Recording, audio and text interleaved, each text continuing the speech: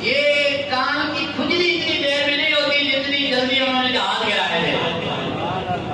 तो इमाम आजम से बाद में पूछा गया कि यार इतने सेकंड में, चंद सेकंड में आपने इतने इंडिया के जहाज कैसे गिराए?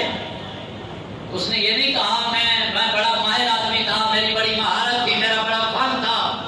उसने कहा लोगों, मेरे फन की वजह से नहीं हुआ, ये सोने मोहम्मद से जुड़ा हुआ रिश्ता काम आ गया है। ये रसूलुल्लाह से जुड़ा हुआ रिश्ता कायम आ गया है।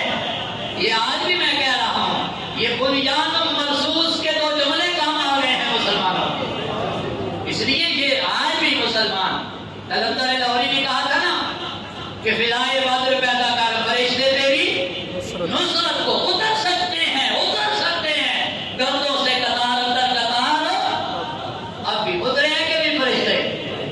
सुभान अल्लाह कह के जवाब दे रहा, उतरे हैं कि नहीं जनाब? ये जज्बा है इस्लाम का, ये इस्लाम की बरकत